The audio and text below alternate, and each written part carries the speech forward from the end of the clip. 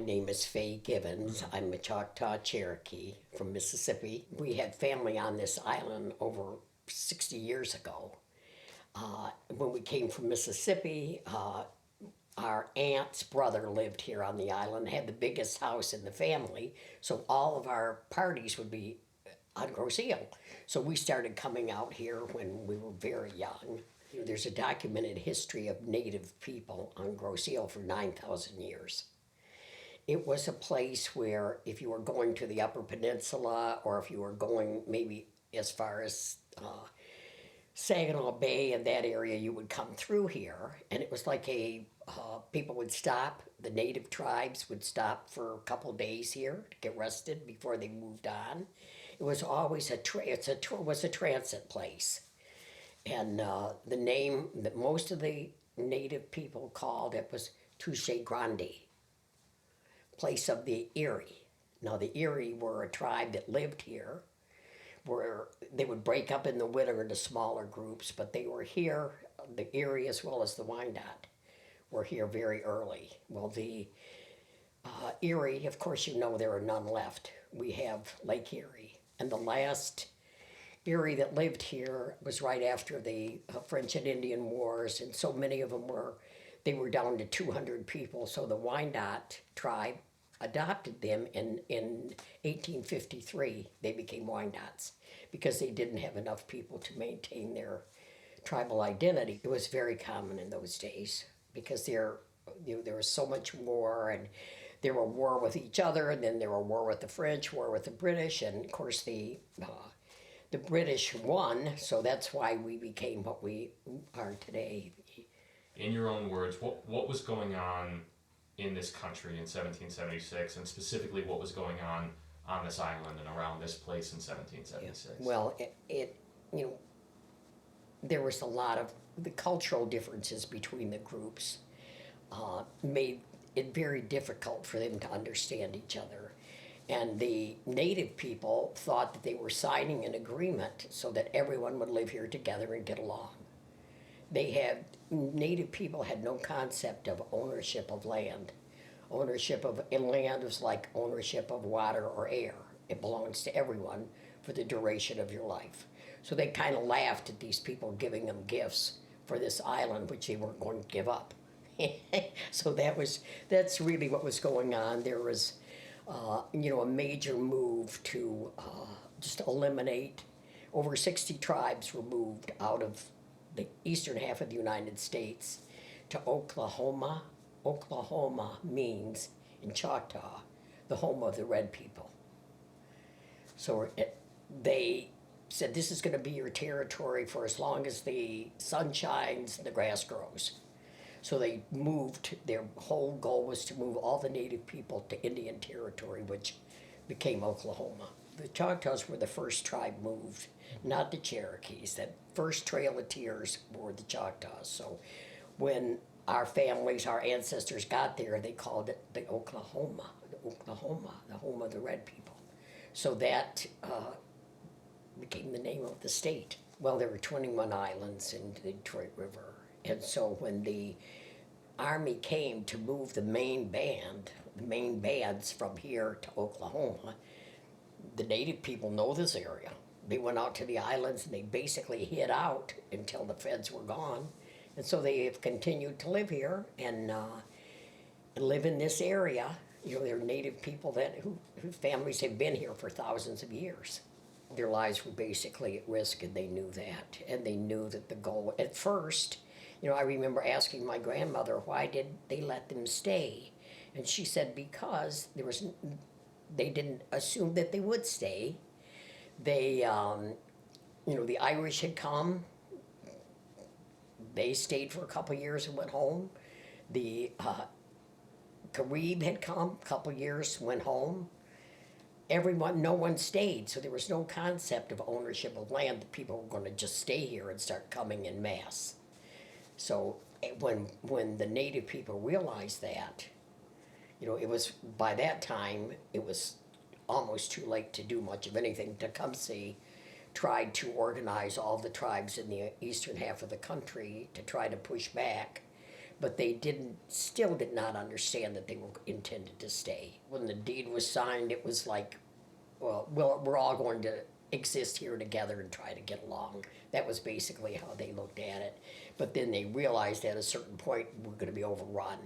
You know, you don't have the numbers. They have the guns. We have bows and arrows. It's not an equal fight. Yeah, and you know, you said there was that, you know, a pretty massive migration to Oklahoma. Are there any other pockets or parts of North America that folks who were around here headed toward? Well, a lot of people from this area, from Grosse Ile in particular, went to Lake Michigan. Went over to Lake Michigan because there had been so much, you know, the Iroquois and the Algonquin here would fight with each other, and then you complicate it by bringing in these Europeans, and the Europeans want these tribes to fight with them and became fodder in their wars. So a lot of them just from here just picked up and went over to Lake Michigan. In the late 50s and early 60s, the federal government moved half of the Indian population in America into the cities. They literally had a map. This tribe will go here, that tribe will go there, this tribe will go here.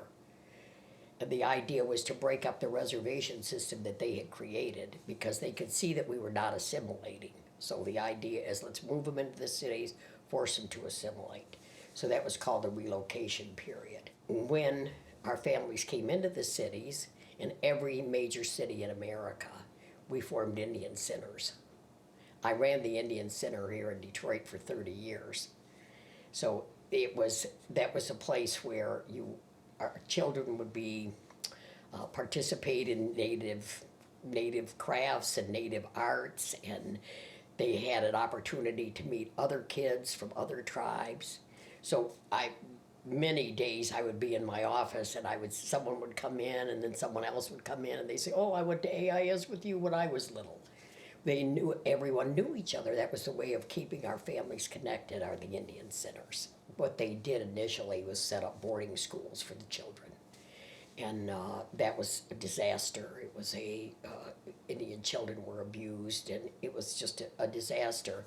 But when we were finally able to get a handle on what was happening there and had some control over our own school systems, that the tribes would set up their own schools. Now they have their own schools, but in the urban centers, what we would do to augment education is we had Saturday school for Indian kids.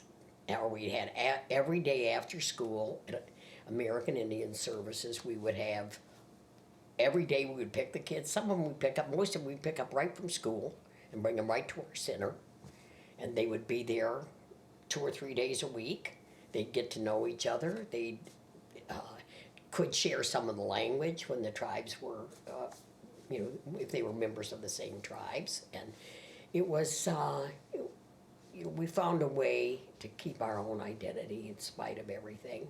What are some other things that really differentiate folks who grew up so close together but with different tribal backgrounds? Well, it'd be really hard to say. There are 600 tribes in America. We speak over 200 different languages. We have a common worldview. We have a common religion. So there's not any, there's small differences. Some tribes are matriarchal. Most of the native tribes in this area were matriarchal and are matriarchal. The grandmothers determine what happens. We tell the story about when the Europeans first came here and they wanted to meet the tribal leaders. So they had an interpreter. They asked for the tribal leaders. So they sent all the clan mothers out on the treaty grounds. Well, the British were so confused by this. No, we want the leaders. And they said, oh, I guess they want all the grandmothers. So all the grandmothers came out on the treaty grounds. They didn't understand that we were primarily matriarchal people. My twin sister and I, we came from an area where we related to everybody. My great-grandparents had 27 kids.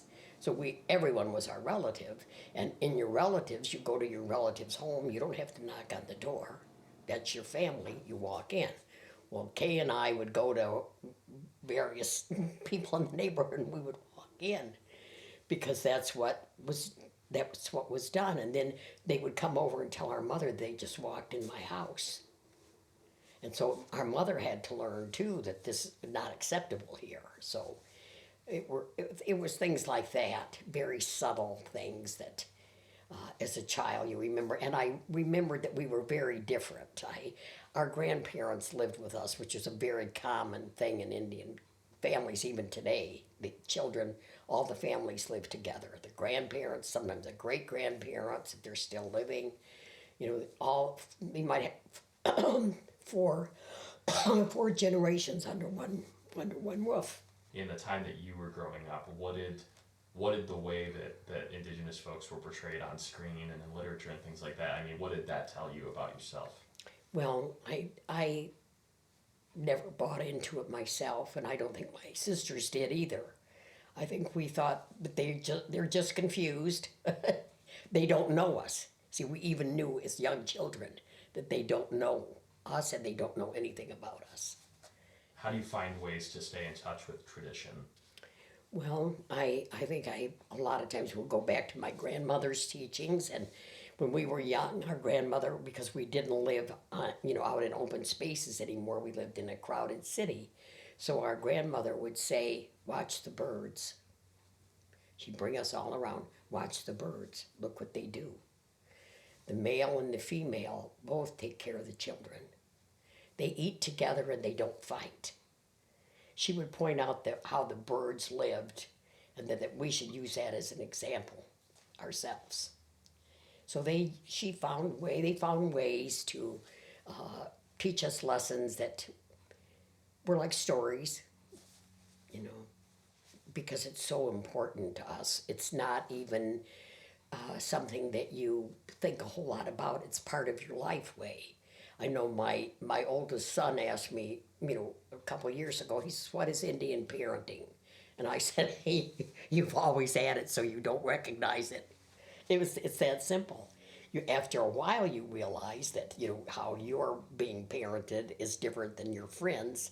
Your non-Indian friends are being parented. But when we've also found that when Native people marry non-Native people, the non-Native people embrace our culture. They embrace it. They realize, wow, these people have got something here that we don't necessarily have. So that's a very, very common.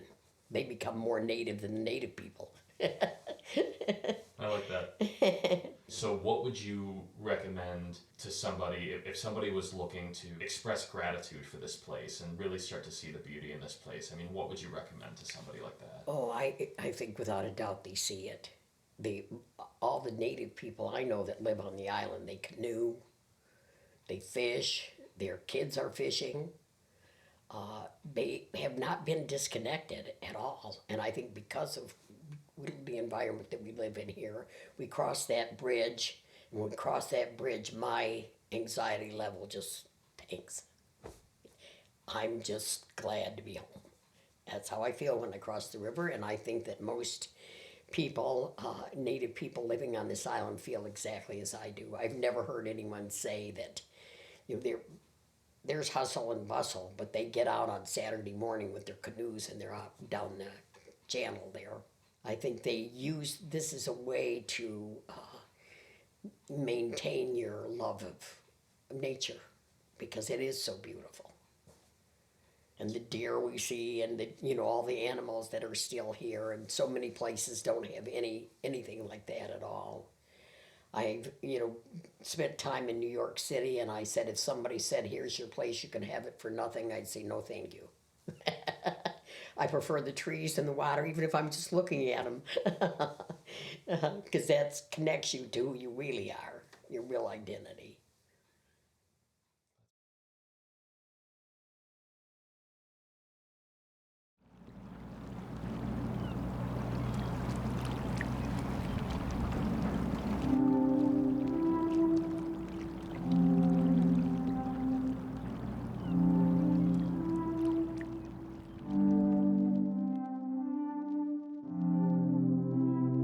Thank you so much. Thank you very much. Yeah. Anytime you This need is gonna be anything. great.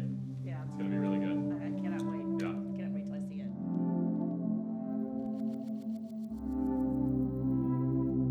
Do you want to tell us your name? My name is Komal Zemmin-Bauer. So we'll start from the beginning and go with the most general overarching question, which is, when did you determine that you wanted to teach? In college. I wanted to be a teacher in college. Actually, first I wanted to be a physical therapist, and my sister, I was helping her. She's 8.5 years younger than me, and I was helping her and a friend, and it was, I don't know, it just felt very normal to me, and she responded by saying, "You should be a teacher," and that just never left me. And I had taken all these classes to be a physical therapist and decided right before I tried to apply for the program that I wanted to be a teacher. Did your career start in Grosse Ile schools, or did it start elsewhere? It started here. Okay. My career started from Grosse Ile, and I think I'm going to end in Grosse Ile too. So I've been here a long time. And what was your shakeup of grades and everything like that you've taught? Oh, wow. across the Okay. years? So I've taught 2nd, 4th, 5th, 6th, 7th, and 8th. It's very demanding when you teach elementary because you have one classroom and they're learning the basics. And so you have to be more than just a teacher. You're more like a mom. And I found myself having to even dress like a mom. The more what they call the elementary-ish type of clothing, where you have, for example, in a Christmas, I'd have the Santa Claus, 3-dimensional with the hat hanging down, and I would not do that here. So it's just more work. But I loved it. I absolutely loved it. Middle school, I love the middle school because I just like their level. And even when I tell people that I'm a middle school teacher, a lot of them look at me like, "Are you crazy?" But no, I'm not. I really do love teaching middle school. I love their level. They are in between an adult and a child, and they think they're all adults. And I don't know. I just enjoy it a lot. Yeah. What were the things that you were considering when you were, deciding to get a degree and get licensed in this field?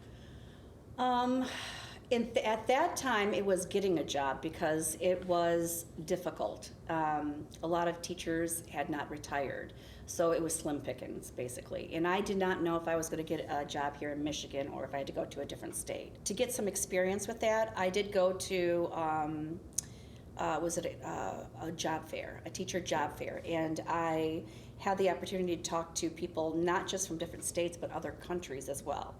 And I didn't see a huge difference, but I don't have experience with other states. What I do know is that, and I knew at that time, Michigan education was top notch, and that they had, if I chose to teach in a different state, they had reciprocity.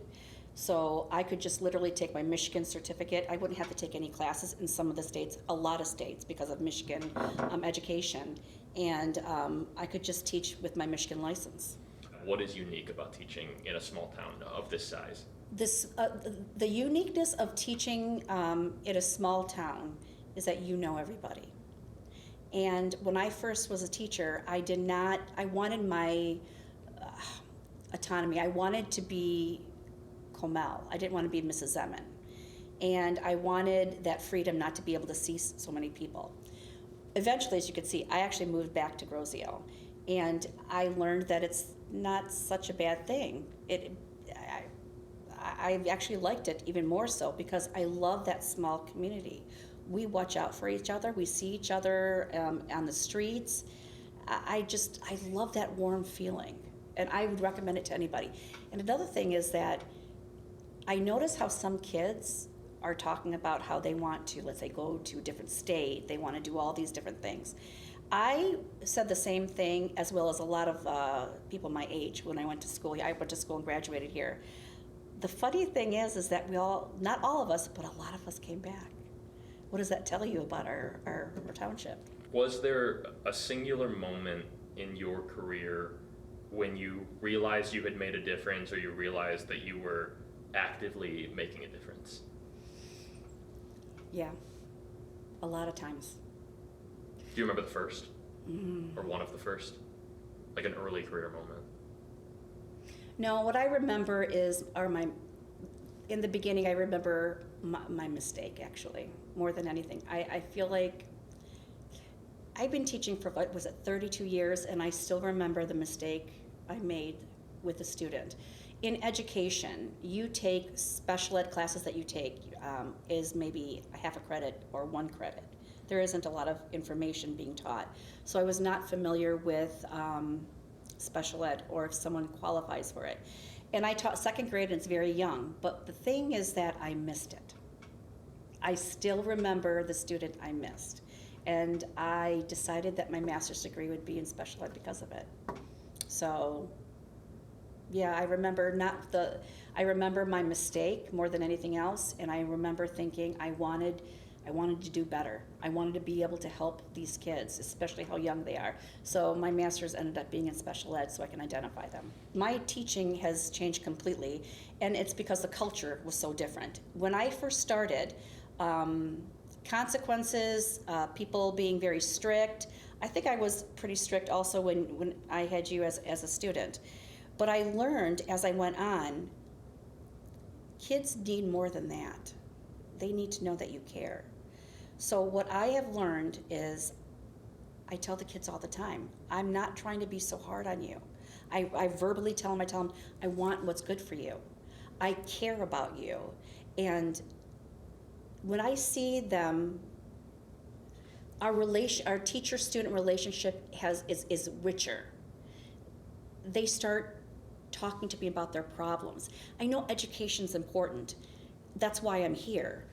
But to make the connections, just in my opinion, in those years, I think that is the number one thing. See, information is readily available now. You can get a lot of it.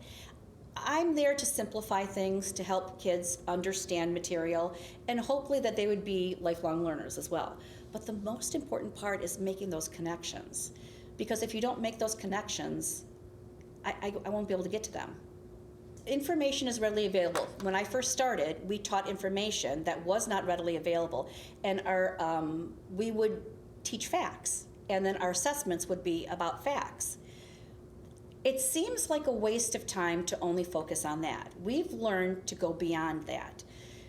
Learning about what has happened in our past, let's just say history, because I'm a history teacher, is important, but we have to go beyond that.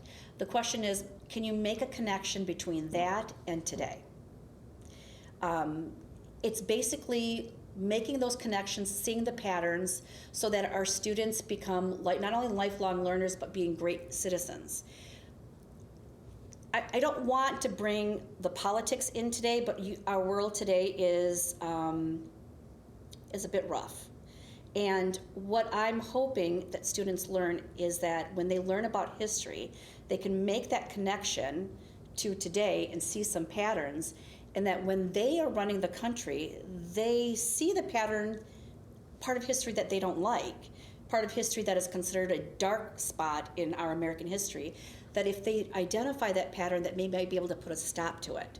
So that's more important. It's critically thinking. It is making connections. That is now what's prevalent more than anything else than just facts. We have to go beyond just the facts. We have to make those connections today. Yeah, it's deeper than truth telling. Way deeper. Education is completely different. I mean, when I first started, we didn't even have computers. We had one of those floppy disks, and I still remember when they first gave us they weren't Chromebooks, laptops.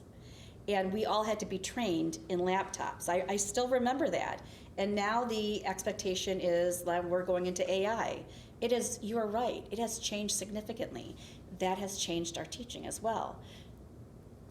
Well, let's think about this. We have AI, they can cheat now too. So how do we work around that? So what I've decided to do is I'm going to teach them how to use AI the right way, hopefully, not to cheat, saying that their words are their words when it's actually AI's words.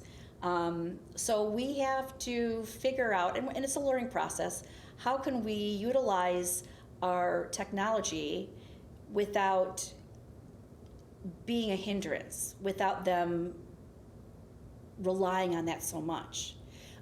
they need to know how to use the technology. That's important. That's part of the education process. But I want them to learn how to think for themselves too. That means limiting some of the technology as well. So. There's obviously always going to be kids who are really excited about school, and there's going to be kids who want nothing to do with it. How has that shifted and evolved throughout the years? So I focus more. That's a great question. Let's just say the attitude of students in education, I believe is it's gotten worse, and I hate to be negative in that aspect. Our students today are so used to I call it instant gratification. If you need something, for example, from the store, you can just order it and it can, DoorDash it or things like that. So they're used to instant responses, and they are easily bored. And I think that has done a lot with their psyche and their attitude towards school. I find that the kids don't like school as much as they used to. I don't know. I don't think it's gotten the same. I think it's changed considerably. Kids are not interested in school, and we're trying to find ways that they would be interested. And even the parents, I think, gosh, I don't want to be negative, okay? But this is what comes to my mind. The support, we had more support from parents in the past than we do today. Now it is a matter of making sure that we cover all of our bases instead of having to deal with certain issues. Maybe it's the way I said something or how I said something, and that wasn't an issue in the past. It is the issue right now, and it's a struggle. And I'm saying it's a struggle because I know that a lot of teachers want to leave the profession because of it. When I deal with this, it makes me think about wanting to walk away and retire. But then what things make you want to stay, or at least stay in the meantime? The interaction with the students, I love it. To think that I had a hand in helping our future, there's nothing that beats it. That is what keeps me here so far. It's the interaction with the students. It's the connection with the students. It's looking at your classroom and looking at them and saying, oh my goodness, I'm looking at my future. And it can be that's very dramatic. It sounds very dramatic, but am I lying? I'm telling you the truth. I'm looking at my future. And what I can do to help my future is by helping these students, these children. And I know we call them students. I still call them children and so forth. I think of them as my own kids, because if I look at them as my own kids, I'm going to do everything I can for them to be the best they can be. And that's what keeps me staying here. That it's because of the difference that I could possibly make. Because I am a teacher, I understand my child's teachers, their perspective. If I'm not so quick to say, okay,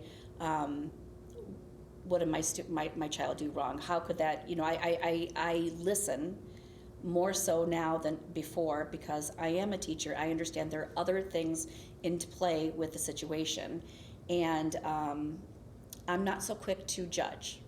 I step back and I listen to the story, whatever situation may have happened. My son did get in trouble. I remember this, and I got a phone call from he's going to love this part of it, from the vice principal, and the teacher and me came out, and I said to the principal, I said, you do what you have to do, I support you. And she was taken aback by it.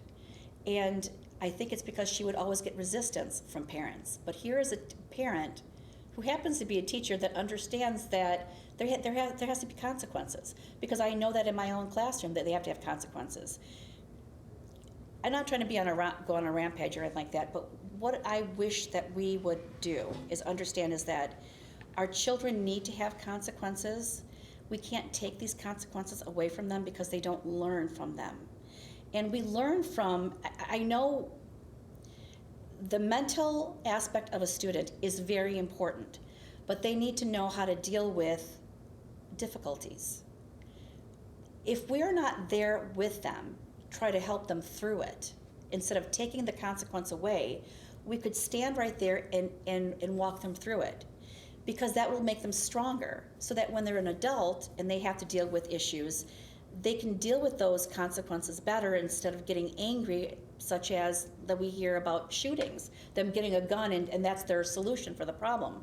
Instead, it's about dealing with the consequences and how to work through it. First of all, let's talk about Columbine.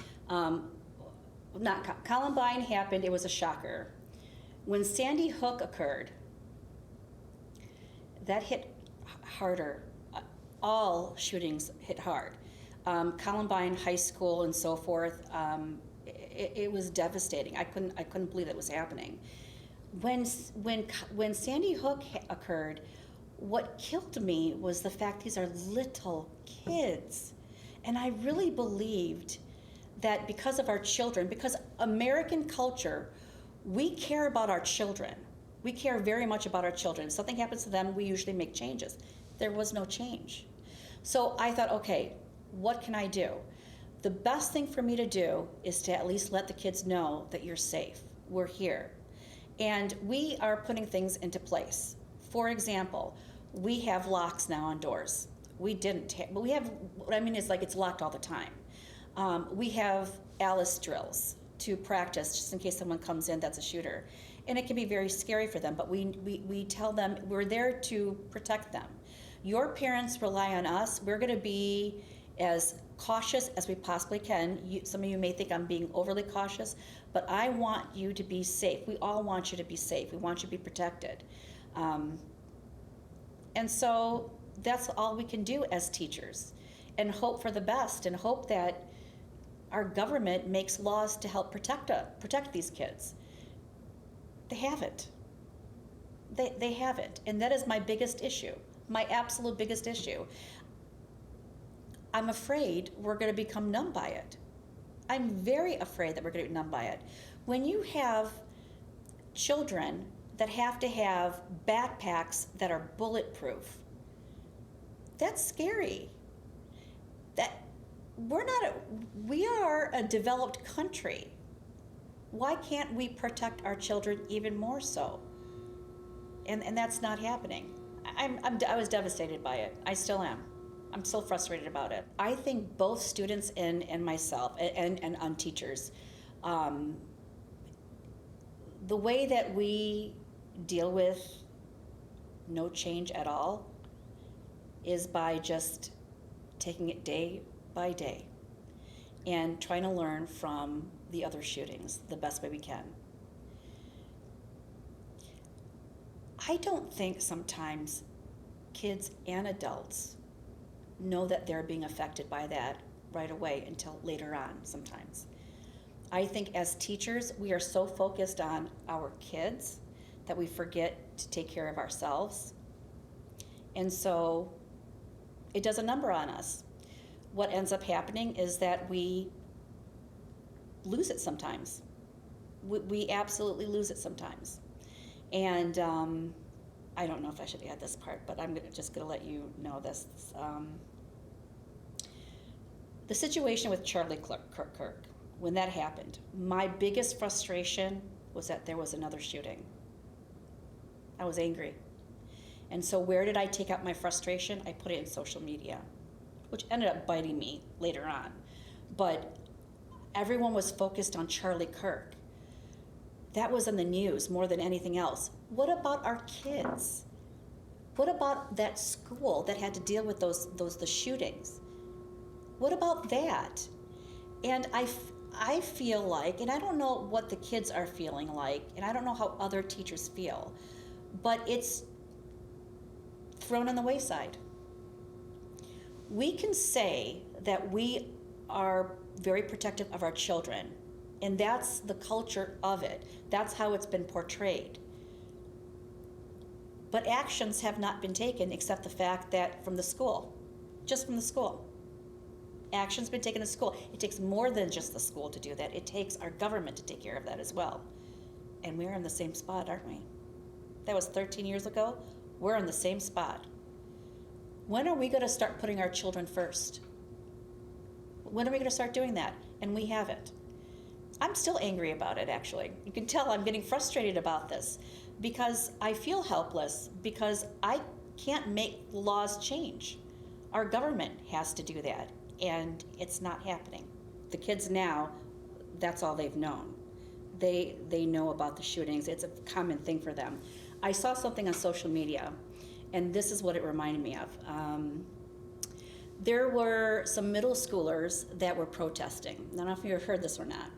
And when they were protesting, a gentleman that was in his 30s was frustrated, and there was some interaction. I'm sure words were said. The 30-year-old man, got out of his vehicle and started attacking a middle school girl.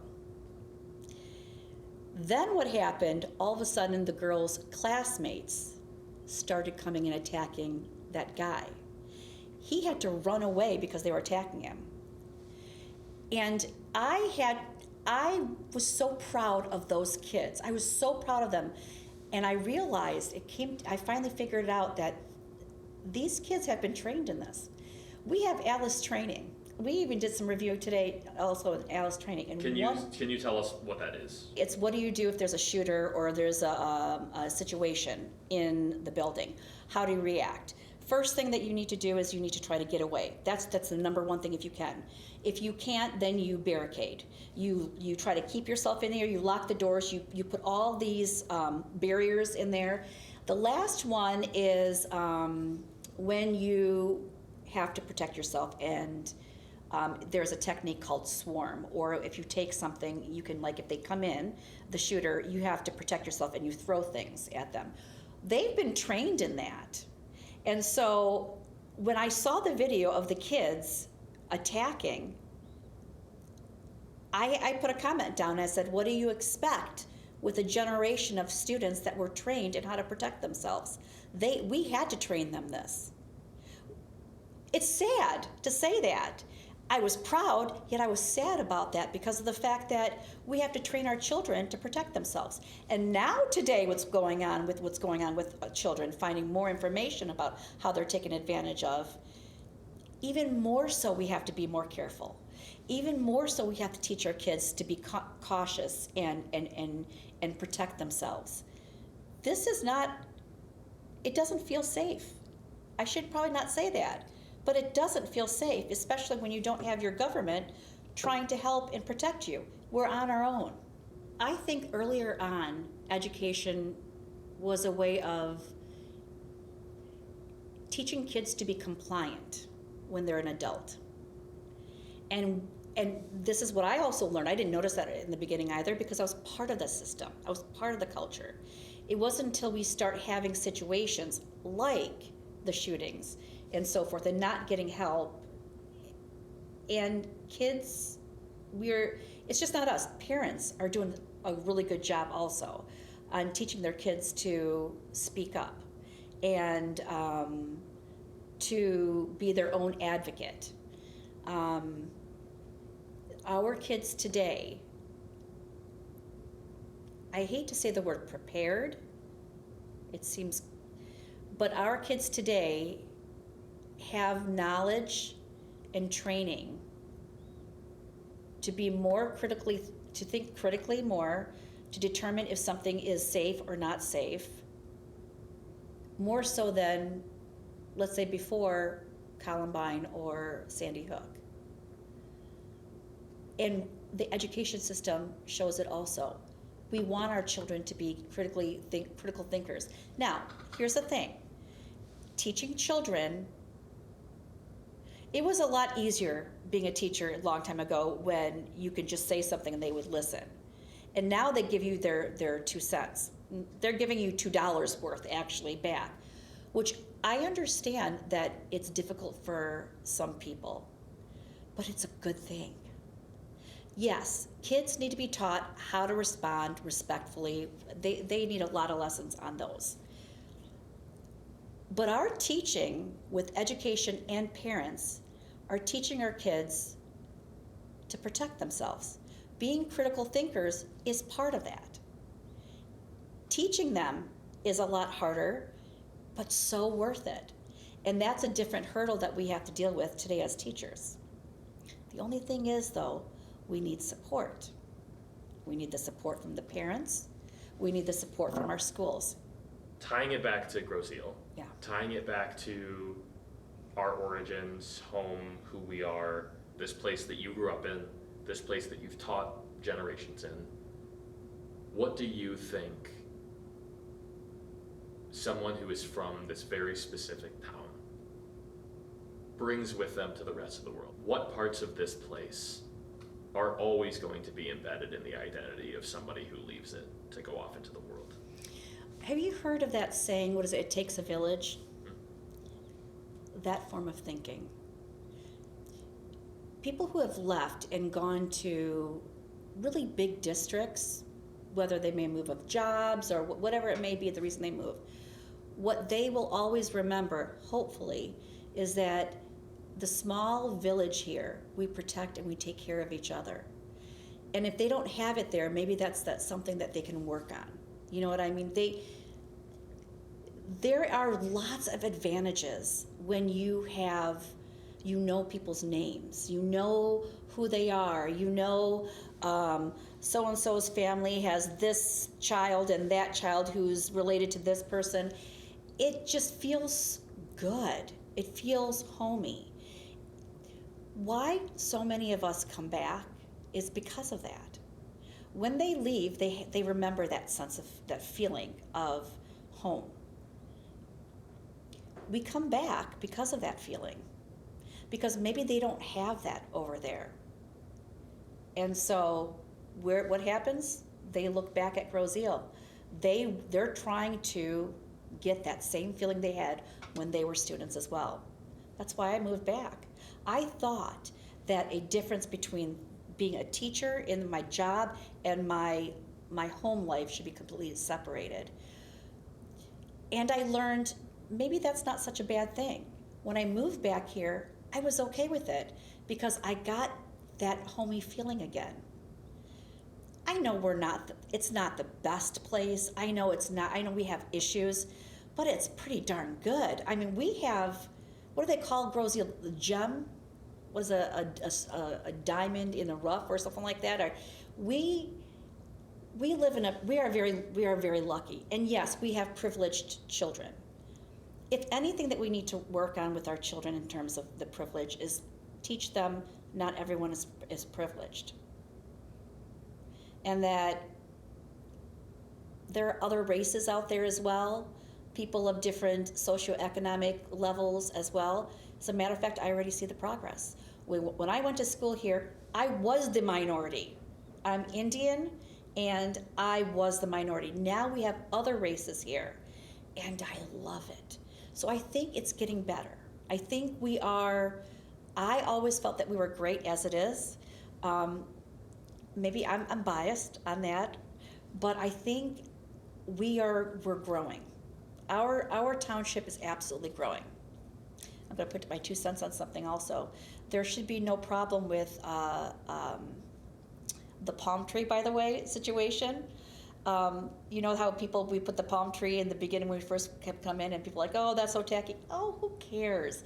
We're known as Grosse Ile. I remember I had a Jeep that's called the Islander, and people thought I got that Jeep because of the fact I lived on the island. And I didn't even live on the island at that time.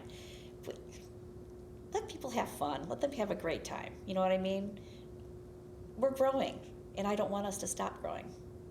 It used to be when I met people outside of Grosse Ile, they would ask me where I'm from, and I told them I'm from Grosse Ile. And I didn't want to, because I didn't want them to think I was snooty or anything like that. Apparently we had a reputation, which I learned later on, when I graduated. And I would tell them I'm Grosse Ile, and their response would be, oh, you don't act like it. Well, what is that person supposed to act like? Or if I hear something about a Grosse Ile student who was once a student, or if something negative in there in the news, I'm telling you, it bothers us. It bothers me because they're one of us. If we've been in the news before, our school has been in the news before. It is heart-wrenching. And it's very difficult to be on social media and read some of those comments about Rosio. It kind of hurts. This is my home. These are my kids. I love this place. And when they criticize our place and the kids and people that came here, I have a problem with that. I take offense to that because we're one large family. I feel like we are. We're that village and we take care of each other. If I'm out there on the road and I see one of my students that needs help, you better believe I'm going to help them because we take care of each other. And I highly recommend lots of people find a very small town like this. They'd be lucky if they did.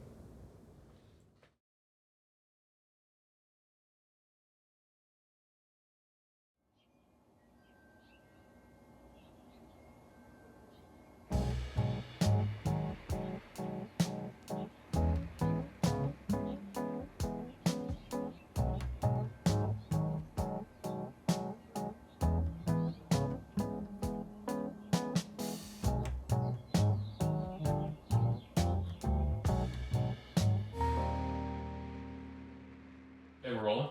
Yep. Sweet. So, when did you decide that you would enter a career that was rooted in care and in support?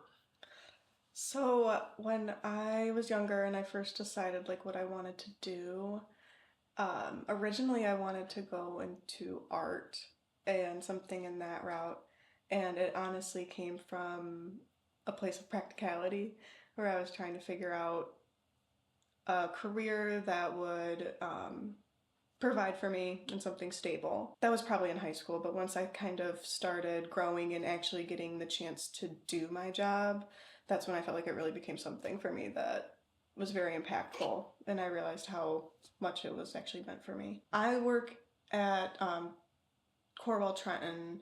It's a small hospital. I've done a couple different spots there. When I first started, I was working in our surgical ICU. That one was really intense. Usually in that area we would have 2 patients, usually more critical people that were usually strokes, troubles with like trauma, car accidents, anybody that had post-op issues or anything like that. Now I transitioned to another floor because I got burnt out from that pretty quick. So now I work on just a regular surgical floor. Usually we take about 5 patients. I'm the charge nurse over there now, so I will manage the floor. I usually dictate to other people when they're going to get other patients. Usually it's falls and hip fractures, stuff that's less critical. So like hip fractures, hysterectomies, a lot of belly surgeries like gallbladders. So yeah, now I'm kind of, it's a little bit less intense, and I do miss that intensity a lot, so I hope to go back to like critical care one day. But usually day to day, my job comes in and it's just usually off the rip. It's insane, which is nice because I have ADD. So it's nice to just kind of jump right into everything. I usually start by like getting floor report from the day shift people, and we'll go over everything. And most days I do have patients. Some charge nurses don't have patients, and but usually just because of how short staffed we are, I usually do. So I'll usually get report on all my people. We're just understanding what's going on with them and everything like that. I'll usually start off by going and introducing myself to them, doing an assessment and making sure they're alive. And then usually by like 8 or 9 o'clock we have to go around and pass meds because you have a 2-hour window to pass medications. So it's kind of like hitting the floor fast. You kind of have to take off and do everything pretty quick. So I usually run around and do that. And of course, every time somebody needs one thing, you got to go do another thing too. So it's always just like bouncing from room to room to room, and then trying to make sure people are safe which usually they aren't.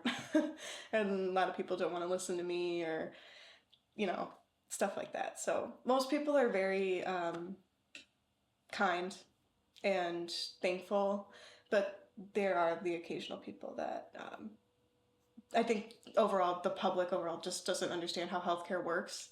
And trying to explain that to people can be a very difficult task because it's such a big like knowledge barrier with not even just how like the technical part, the actual like health part, but even just how the system works can be a very difficult thing to explain to people. And they're like, this is stupid. And I'm like, yep, that's healthcare in America for you. It's been stupid. I was like, please write your senators. I really struggled for a long time on thanking myself for that work. I think one of the things that helps me the most is kind of looking at my other nurses and my peers and everything, and just kind of seeing how, trying to emulate them almost, and helping them makes me feel better. And I think overall just trying to take pride in those little moments where I actually feel like I can help somebody and do something good, that makes a big difference. And that really makes me feel like I'm actually doing something. So usually, like, I just try to go into it and just remember that even though most people aren't going to like what I'm doing or how I'm helping them, just try to help them and focus on, like, my coworkers and the people that actually want my help. So usually to just kind of stay with my creative roots, I just like to paint. So I'll do that sometimes here and there, and I like to make paintings for my friends or family and stuff like that. So I still find a lot of joy in it. And now looking back on it, I'm actually really happy how things worked out. I get worried that if I went to do something in a creative field that I would lose my passion for it. And I don't want to, people sometimes they'll tell me to, like, you should sell this or that, and I don't feel comfortable because I like for my art to be for people that I care about and people that I want to give things to. So I like it to be a gift and like to share it with people that I want. So that's mostly how I keep it in my life. Just trying to stay positive for myself and my patients. I think for a long time, even though it might not be the healthiest thing, sometimes like the people that I've taken care of that have passed, I just like to think that they just left the hospital. Because sometimes it's really hard when you think about that, and especially working in critical care. It's a weird environment because obviously, like, outside of work, if I'm around things like that, I'm not going to handle it the same as when I'm in work. So just a lot of the high stress situations I've been in at my job, usually it's so numbers based because you have to shift your mind to thinking. You can't, it's almost, it feels mean because you can't look at this and think it's a person sometimes. You can't look at this person who's dying. You have to look at this person whose, like, blood pressure is whatever over whatever. You have to look at their heart rate going down and stuff like that and focus on, like, what am I doing next? Like, so it really helped me to kind of transition from, like, looking at the whole broad situation and just zeroing in on, like, what are these numbers I can focus on and what to do about it. That can be very helpful. I mean, obviously it is really hard too, trying to find a balance, and I still struggle with this of how human to be in that situation with people, because nobody really prepares you for what you see when you are in stuff like that. And just especially in critical care,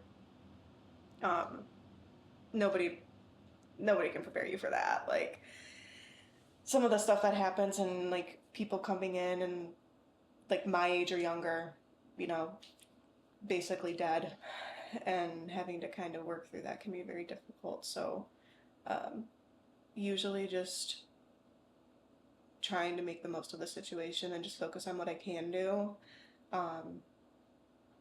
is the best way I can go about it. And sometimes it's hard though, because, like, you feel like you can't really cry in front of family members and stuff like that, or patients even, just because you're supposed to be their rock and supposed to be that person that knows what to do in the situation, but we're all still people, and I've been in situations where I didn't know what to do, and I didn't know how to help somebody, and they're looking at me for help, and there's nothing I can do. So those situations are very difficult, and I just try my best to like be human for them. I try to be very honest and forward with my patients, and even if I don't understand something, just try to be real clear and cut and tell them if I don't know something and explain why I don't know it, and just try to keep like the honesty in the job too. I've worked as a nurse for about 3 years now, and prior to that I did like some home care jobs and stuff like that, so probably since I was like 19, maybe like 7 or 8 years now.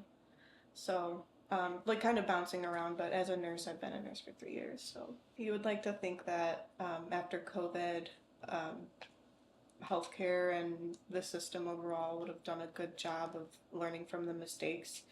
But I think during COVID, the hospitals saw how they can get by with less. And if you talk to a lot more experienced nurses and people that have been here for a long time, they will tell you that it's never been this bad. And you can just feel the stress like bleeding from the system. It's insane. Just everything is way cheaper. They try to get by with less and less. The amount of money people were making during COVID was insane. And now, like, I can't even get overtime. Like, they purposefully try to get us to stop, or like they won't approve overtime. They tell managers that we can't go for overtime. So, and which is frustrating because when I got this job, I'm like, well, I can just work my butt off and make a lot of money, but I can't always do that. And then just even from the corporate aspect of the hospital, you can tell like they're trying to get by with as little as possible, making you work with less and less, like cheaper supplies, less staff, being told that you just have to kind of make it work, from people that have never done your job.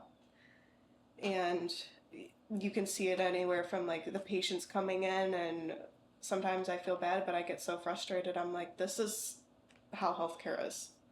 This is stuff that I can't change. And it's stuff that is just how it's going to have to be.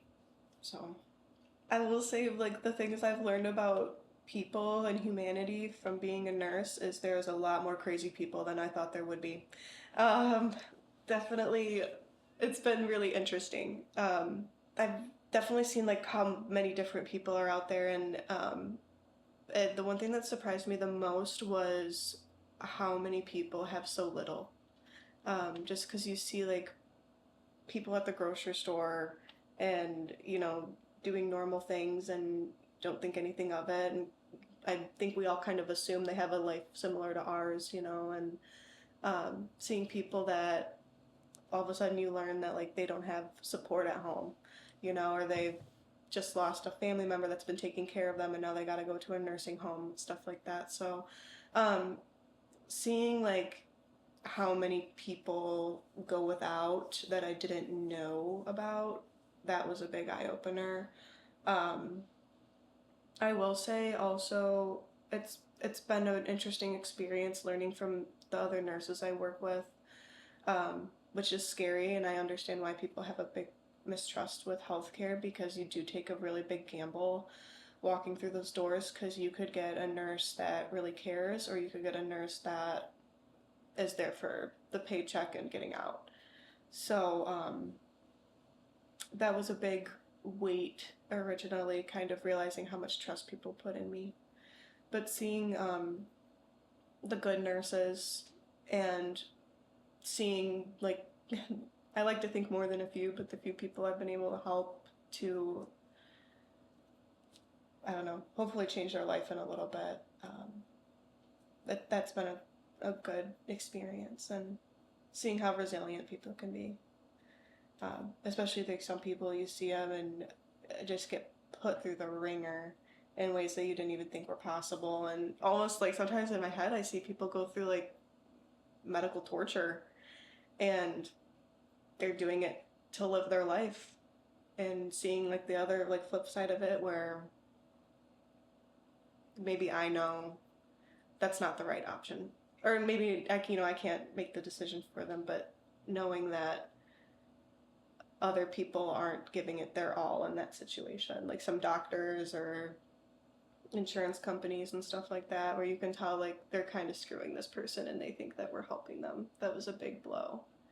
And not being able to tell them that just because of like my scope and my licensure and everything, that one can be tough. So, but I get a lot of inspiration from a lot of patients, just seeing what they'll do to live, you know.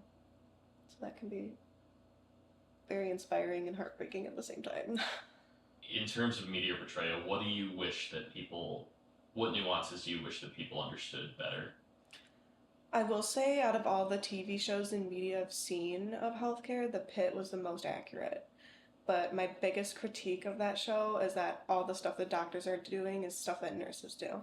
And that's my big critique. So, like, the high stress situation, and they portrayed a very good job of like going from room to room, second by second, not knowing what's going to happen. And especially in more intense areas like the ER and the ICU, it really is like that, where some people are sitting there complaining that they don't have a blanket or a sandwich, and you're just watch somebody die, you know. So that is a real thing. But definitely, like, I've never seen a doctor give somebody a sandwich in my life or a blanket. So I will say I really like The Pit, but just the fact that a lot of the stuff like doing CPR, giving the meds, that's all nurses. Even like in code situations where like somebody's dying and we're actually doing CPR, it's the nurses doing CPR, it's the nurses giving medications, it's the nurses that are like, and respiratory therapists that are helping them breathe on like a ventilator. We're the ones that are elbow deep in blood and whatever else, and the doctors are usually standing in the room just telling us what to do. But most of the time, if you have a good team, most nurses know what to do. So I hope people can see that and have some sort of sympathy for healthcare workers, just because it can be a lot. And going from like a situation where you just are trying to save somebody's life or were unsuccessful in saving somebody's life, and then you have to go to another room and get yelled at for something out of your control, that is it's very difficult. And sometimes it's hard to be patient with people in that situation, and you want to just scream at them and be like, you don't know what I just went through. But it sucks because like our corporate overlords at our job want us to be kind and pleasant and, you know, patient satisfaction, and it's like, I don't care about patient satisfaction, I care about keeping people alive. You know, I honestly, at the end of the day, I wouldn't care if all my patients hated me if they were alive. So but yeah, it's interesting to see how people who aren't, and like haven't worked in healthcare, see it. Because even before I worked in healthcare, I don't think this is what I expected it to be at all. And sometimes I wonder if I knew what it was like, I don't know if I would have made the same decision. But I'm glad I did, for sure. I think growing up on Grosse-Ile and just some of the values I learned from growing up in such like a unique community like that translates really well to my job, just because one of the population that we take care of, and it being more of like a rural community out here, I guess suburban rural community, kind of how you deal with people, and having that community aspect translates really well into healthcare, and just kind of being able to talk to people, because I feel like growing up on Grosse-Ile, everybody knows everybody. So even if you don't know somebody, they probably know you. So even people that I know of, or people I have heard of, like coming into the hospital and stuff like that, it's interesting. So just kind of being aware of, one, how small the world is, and people that I didn't even think I would know I would run into. And then just kind of how easy it is to use that like community feel from growing up to translate to taking care of people. I feel like keeping that idea of community and being close to people, I feel like everybody growing up on Grosse-Ile was really kind, which is, and was really nice to see. And I think overall the safety of the place was a big part of my childhood. Because you just like, I mean, we rarely ever locked our doors when I grew up. So feeling so comfortable in an environment and being confident and growing up in a safe place, and then being able to be close to people that you don't even really know just because of where you're from. So I think it's given me a lot of confidence in talking to strangers and trying to get to know them better, just because I feel like that's what we're used to growing up there. Love it. I got what I need. Okay. Sounds good. Cool. Sweet. Sweet.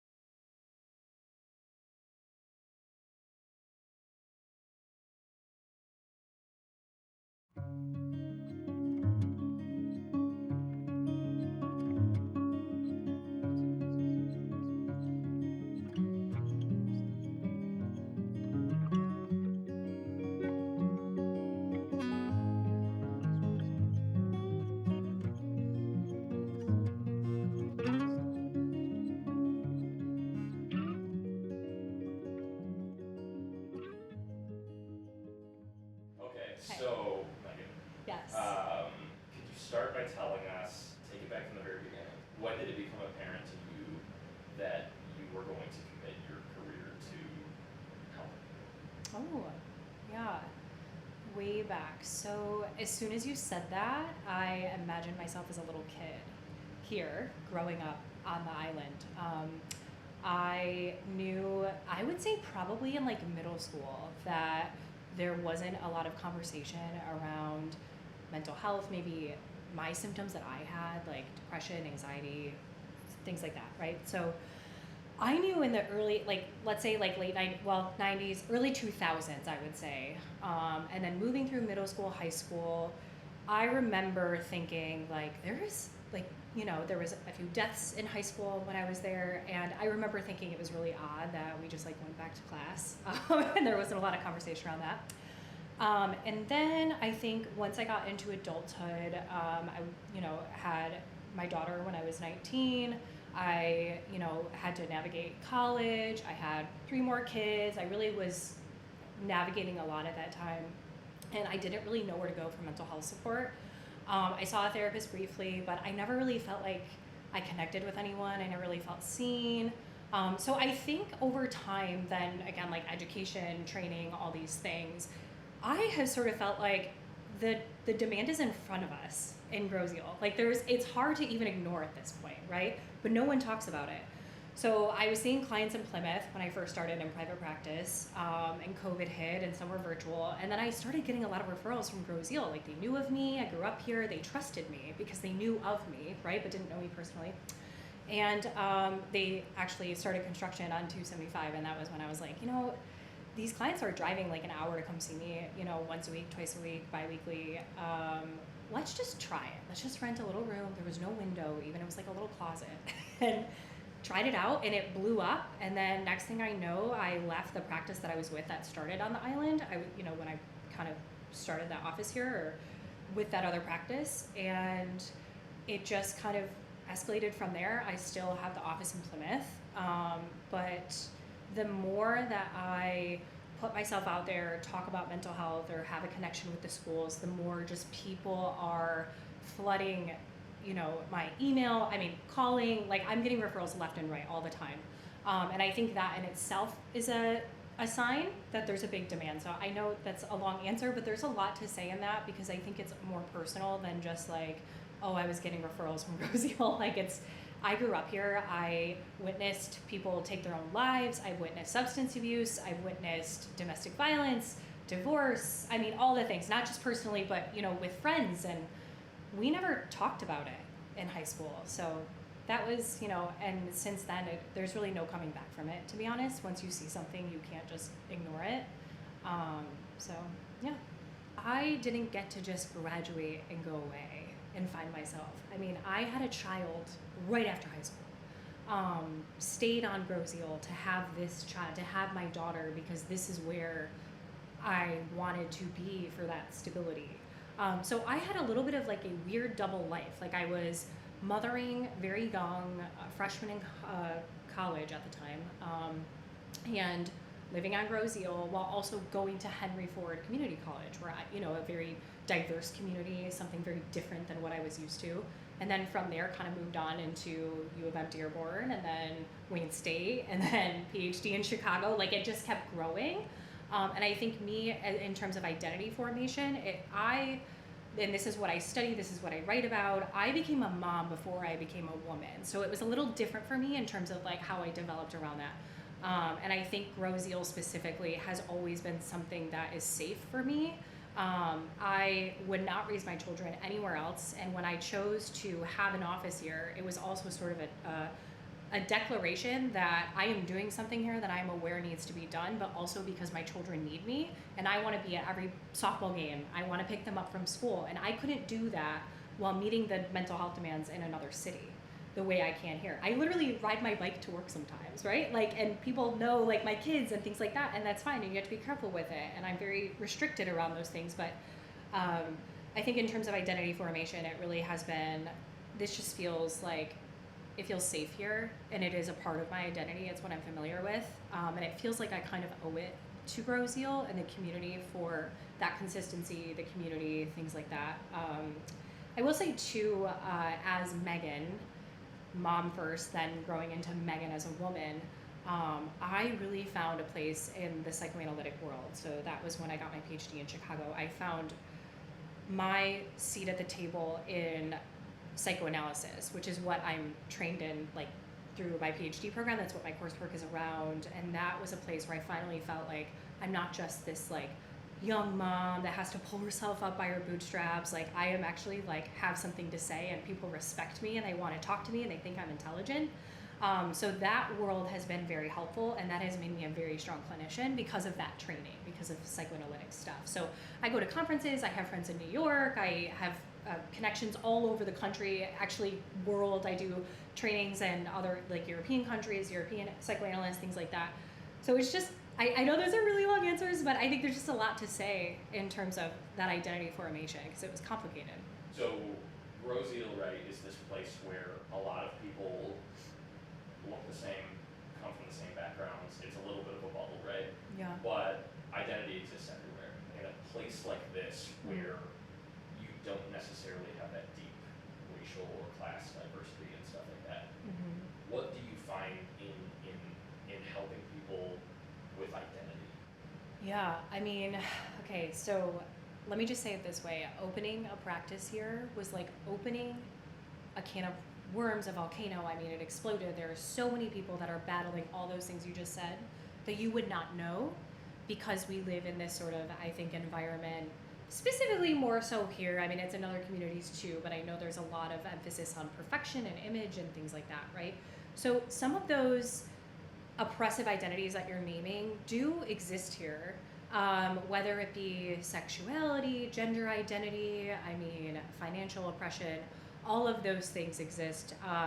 Race is definitely a complicated one. I think that is something that, you know, we are aware of in Groseal, and that's something that I, as a clinician, want to expand an understanding around here, how we can improve on that and support that more. However, I often say too, and I think I said this actually when I first opened my practice, because I did receive a little bit of criticism of like, you know, this is a small town, you're from here. I was fully aware of that. And I think I actually said this verbatim to someone maybe 5 years ago when I started this. Emotional suffering does not discriminate.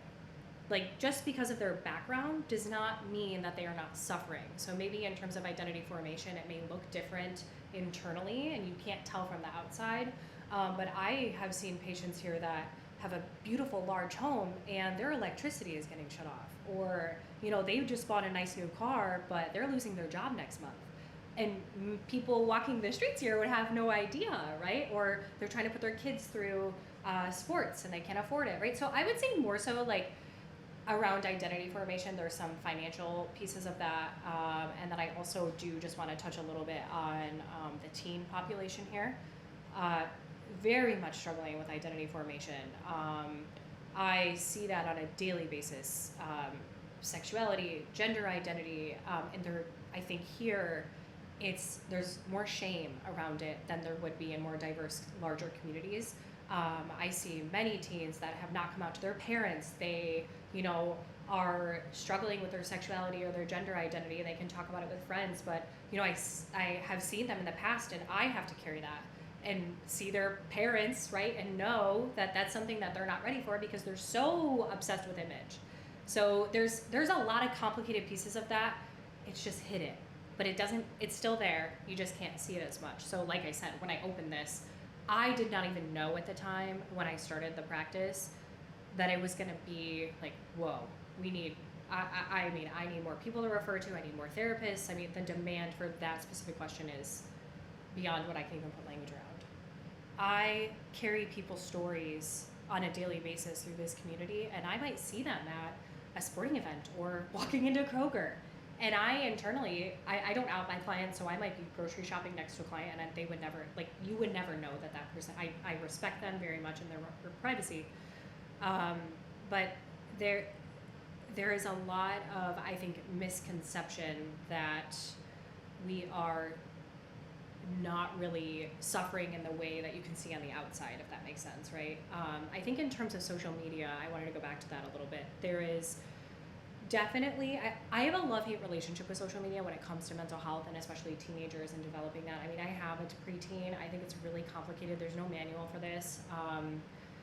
There's a lot of exposure to these things right now on social media, which I think is prematurely exposing kids to starting to question themselves or think about their mental health or their sexuality, all those things. I mean, identity, whatever, right? Like, they're starting to be exposed to that sooner. So they are starting to ask questions sooner that I don't think parents are ready to talk about. I see a lot of parents try to turn their cheek away from having these deep conversations, and they will put it on me, right? Like, well, go to therapy. You need to fix that, right? And I will try to navigate that, but I think social media will support these kiddos and figuring out what that looks like in terms of developing their identity. But one piece that I am highly, highly critical of on social media, and I make this known on my own Instagram, is the over pathologizing that's happening right now. So what will happen is I'll see a lot of teens, now even young adults too, because they were exposed to this growing up, that will come in, or they'll have conversations and they'll say, like, you know, I have this diagnosis, or I have this personality disorder, and there is a whole undoing that I have to do all the time around, like, okay, I know you saw that on social media, and I know you feel heard in that, and I know you fall into that label based on your symptoms, but it's more complicated than that. Like, some of this doesn't mean you fall into that box. So my experience and my role as a clinician, what I see with kids I work with, and also adults, I see primarily adults and couples, to be fair, but just, you know, I see people every day that talk about their childhood and how their mothers treated them and how their father was, right? And I'm psychoanalytic, so I believe that our childhood heavily influences who we become and our identities and suffering and all that. So this is something I have to navigate personally. I do have a maternal neuroses because of this. Therapists go to therapy. I am proud to own that. I work on this every Thursday at noon. In terms of, you know, I have this very high standard of perfectionism when it comes to mothering because of this. And I'm aware of it. I'm conscious of it. I'm working on it. But I also think it has informed me to be very understanding, very empathic, very open-minded to my own children, and I am seeing it play out. And, you know, to me, to know if I'm a good mom is to just look at my kids, like, look at how they behave, how do they treat people, who are they as children, and they're growing into it. My daughter turns 12 on Wednesday, the one I had when I was young, and she's amazing. I mean, she plays multiple sports, she gets 100% in her classes at middle school, she has a great group of friends. Like, that to me is the evidence that I am parenting based on how I'm being informed in my role as a clinician, but also based on me as a little girl too, right? Of, like, you know, this is how I want her to feel if that was me. How do you prioritize you as a person without the job, right? How do you isolate? You don't. There's no such thing. I know that sounds kind of funny, but especially when you're a psychoanalytic, when you are a psychoanalytic clinician, this is not something that I just turn off. This is me. Like, I have told my patients this. Who I am in a space talking to a patient is who I am when I go home with my kids or my partner or my family or whatever. Conversations I have with people outside of this space, clinically, this is, I really value honesty, directiveness, rawness, authenticity, and cohesiveness is what I call that, where I am the same subject, the same person in every space. So I don't just, like, especially when you're, psychoanalytic, this is a way of being. Like, psychoanalysis, psychoanalytic theory is philosophy. It is Viktor Frankl, Carl Jung, Sigmund Freud. Like, these are people that wrote their stories during World War II in prison. Like, these are real ways that we think about living. I don't just give somebody homework to make a vision board and go home and have dinner with my kids. Like, that is not how this is. And I think it sets me apart as a clinician because people know that. When they spend time with me and they see me, they know, like, she's really her. So there's that piece of it. I also do want to mention, I once had a professor in my PhD program. He said our dirty little secret is that we learn just as much, if not more, from our patients as they learn from us. I am informed by my patients and who they are and how they live every single day. And these are things I think about, right? Again, like when you asked when I'm parenting or as a couples therapist, I mean, the things that I see couples struggle with, right? That makes me a better partner. I will go home and, hug my partner and tell him, like, oh, I'm just so grateful for you because I watch how much other people are struggling and saying, I want more affection, right? Or something like that. So those are just examples of that. But no, this idea that I kind of would isolate or separate, no. I would say on a surface level, nature, I love nature. And when I am taking a break from working, this is something I love about my partner, shout out Matthew. He is a very quiet, down-to-earth person. So when we travel, we don't talk. We will literally hike for hours, no speaking, just in nature, in the woods. I love the national parks, just walking. My kids might come along, we might take a weekend without kids. That is where I connect back to myself. And I will know when I'm starting to get burnt out. We'll literally joke and say, we need to go sleep in a tent up north, go camping, go kayaking, go fishing. Nature is where I return to myself. So that is, and I think it's just because it's quiet and I can, be with my own thoughts and not with other people's stuff. I don't think we could talk about therapy without talking about the elephant in the room or the elephant in the globe, which is that things are unwell at the moment in the world. Do you think that even when people are not explicitly saying it, that this kind of stuff is weighing on people more than they will give it the power to? Yeah, that's a good question. I think there's a lot we could say in that. So first I would say I would orient myself with the subject, so with the patient, with the person. Where are they consciously locating themselves within these sociological, maybe even existential feelings that are happening in our society? And then how does it impact them? So this is a very complicated position on my end, and you have to tread lightly. So I can't assume that every one of my patients is feeling an existential doom, right? Or I have to determine based on what they're telling me, and then go from there. So this is called being experience near. So I have to be near to their experience. Do I think that we are all impacted by it unconsciously? Absolutely. Do I attempt to make interpretations around those things if I notice that there might be a little bit of a neuroses or paranoia that surrounds external problems, right? Or our society or what's happening in our, world, essentially. I will slowly make interpretations and then see where the person is at. And if they start unraveling around, I'm really worried about the future of my children, or I don't know if I want to live in this country anymore. It could be anything. It could be their identity. It could be their children. It could be pro-war, anti-war. I mean, I sit in rooms with people every single day that have all opposing views. That is one thing I do want to add, actually, being a clinician here in Brazil. It's a very unique experience around that.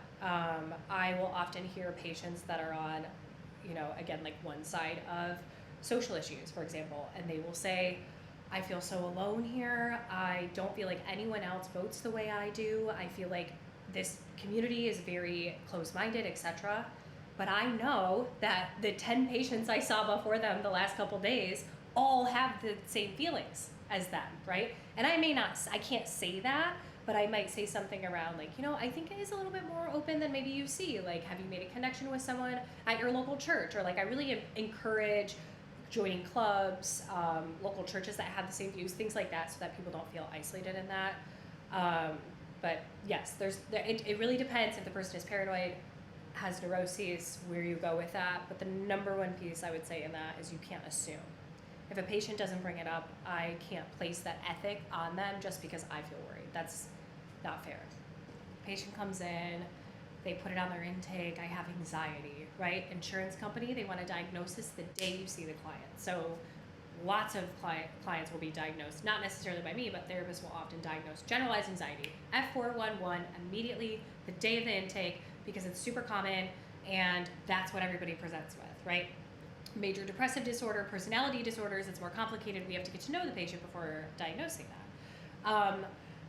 This is very psychoanalytic, so I separate anxiety is sort of like, I describe this to patients as the fever when you have a flu, okay? So it's the expression of the inner suffering. We have to do something with this. It's an affect, it's an expression, right? I'm happy, I'm sad, I'm anxious, I have anxiety. Where neuroses, I use the term neurotic a lot with my patients. Neurotic, like this person is neurotic, that is like, linguistically, that is a deeper experience of this said anxiety that's being expressed, right? I think anxiety is, as much as I, will kind of interchange those words and I use more neuroses as a term, I also think that anxiety is being more talked about because people are starting to recognize their own symptoms more than they would have before.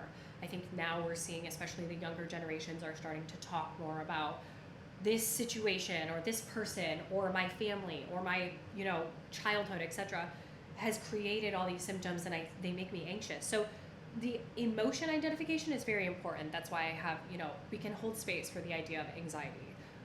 But the criticism I have with the word is that we end there. What does that mean then? Okay, you have anxiety.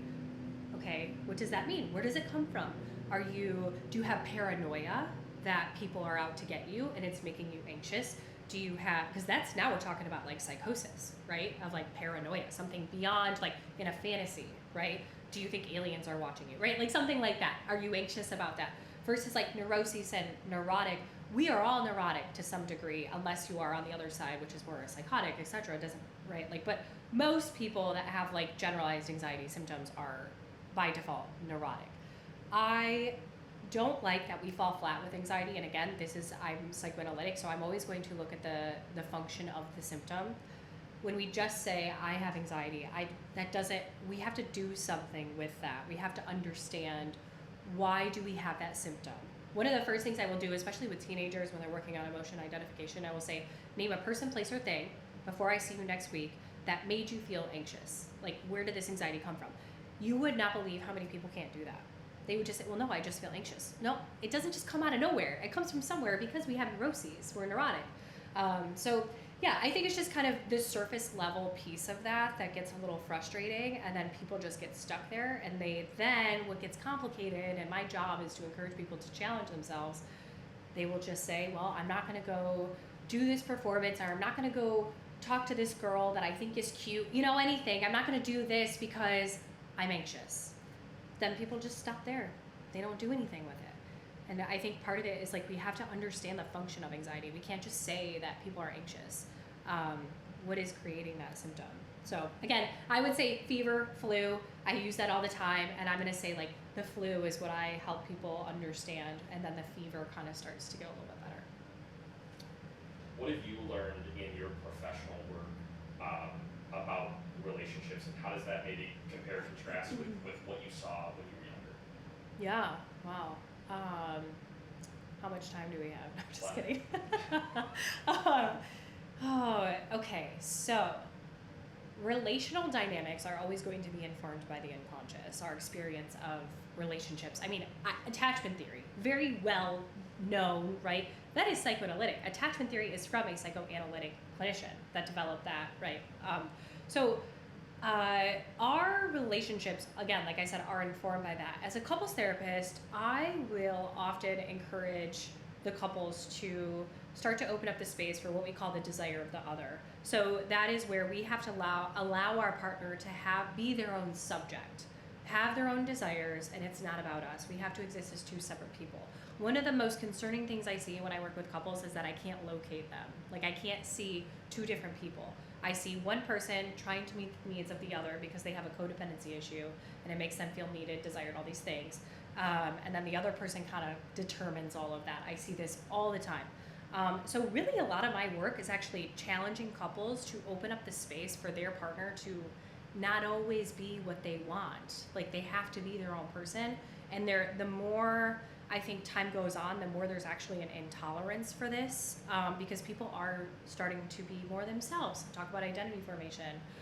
In the 1950s, there was like very set roles back then. There was, obviously issues around that, but it's more about, I think, compromising and allowing our partners to just be their own people.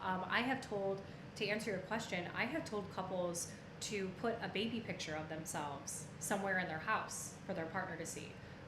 This is very helpful for them. So they'll have like a picture of their partner as a little boy on the fridge, and then he'll have a picture of her as a little girl. And I will say, you are talking to just a big adult, essentially, with these, untended to wounds, and they're looking for something for you, and you have to respect that. It's not all about your needs.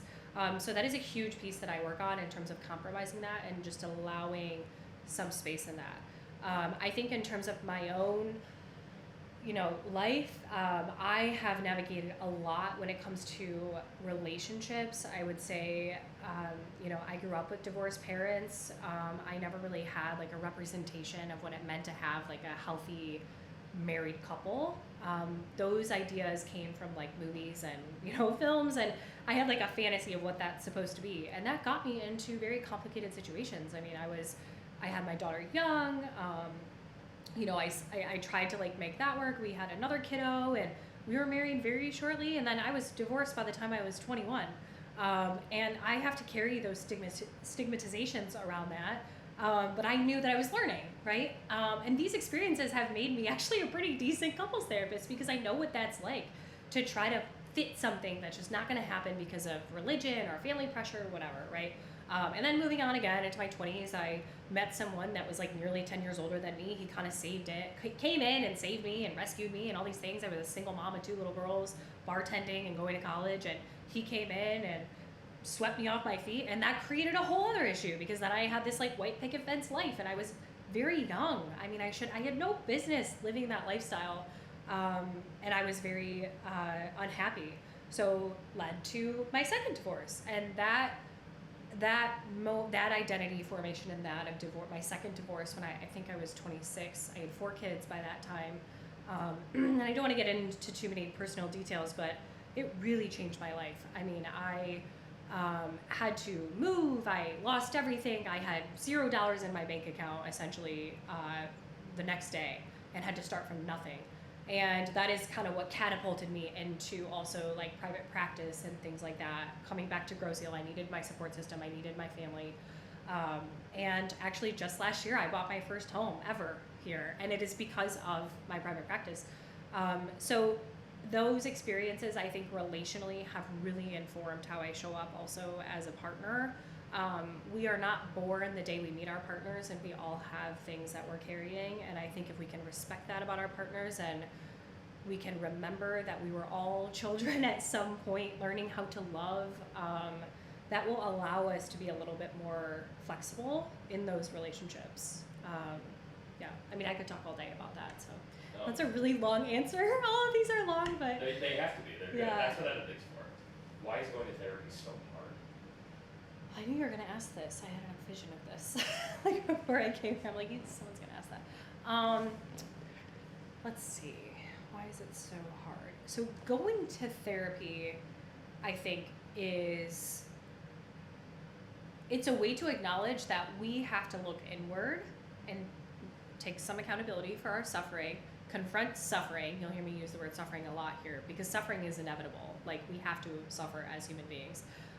Going to therapy, though, like making that first appointment, trying to talk to somebody about what we're experiencing, is the first step towards what I would say is speaking, talking about our symptoms, putting them out there, making them more real, acknowledging them. And that's very difficult for people that don't want to acknowledge that there is suffering in the first place.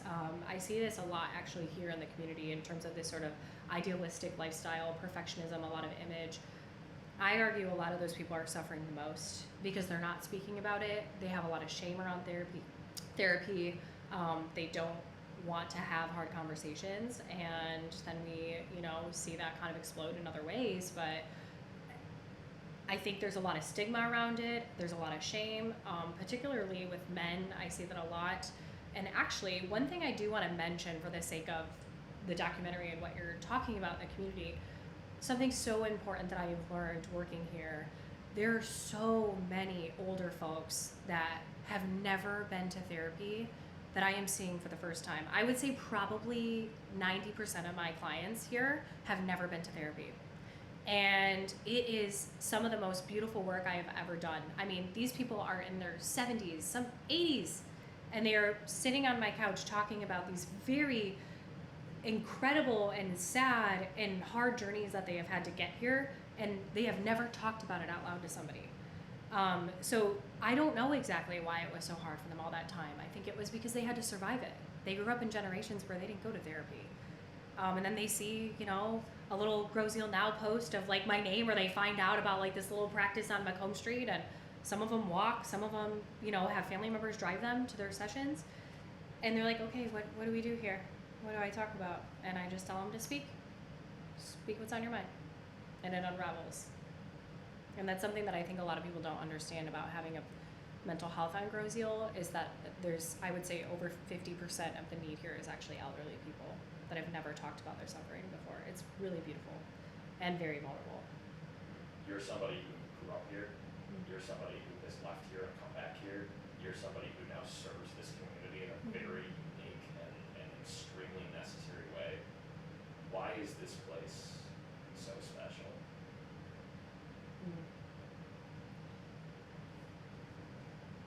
So what comes to mind for me, I've actually kind of made this joke with patients before. Grow Zeal is like a giant edible complex.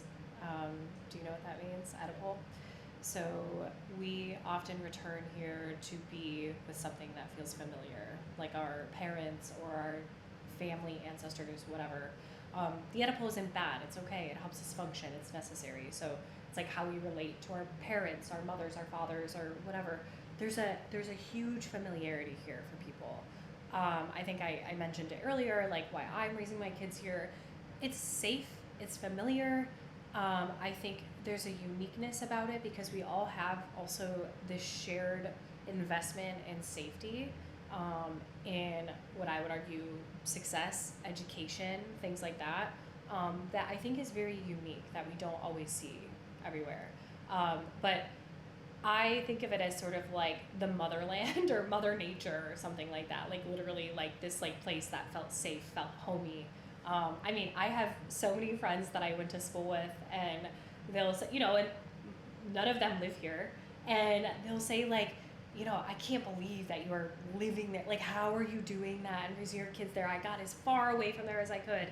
And, and I'll say like, yeah, I mean, I felt like I didn't really I just knew because I had kids. If I didn't have kids, it would have been different. But having children, I felt like that was the best choice for them. But they will say like, I can't believe you're doing that. Why are you raising your kids there? And I'll say like, I think until you have children or you come back as an adult, you start to appreciate the peacefulness. I mean, at our house, I can look out and I see deer every single morning. I mean, last night my daughter had a bonfire and had friends from all over the island show up on their scooters, and we have a bonfire and music going and s'mores, and that, you don't get that. I mean, I think the memories I had older brothers here. We just did, we went to the Wonder Well. My brother worked and sold fireworks at the Wonder Well. Like, we would do all kinds of things here that are just tradition, boating, all those things that I think are just so unique and help us return to our younger selves, which is my reference to the Oedipal with like our parents, our childhood. There's something here that I think many people, maybe it's not conscious for them, but if you grew up here and you drive over the bridge and you come here, you think about like, oh, remember that time I went jet skiing on that river with my friends, or like, right, or you like, there's a familiarity. I don't even think that is something, your question, you can't put language around. I think it's an unspoken experience that we all feel. I think anyone that's going to be watching this film that you're creating knows what I'm talking about, and I don't think there's enough words I can say to depict that.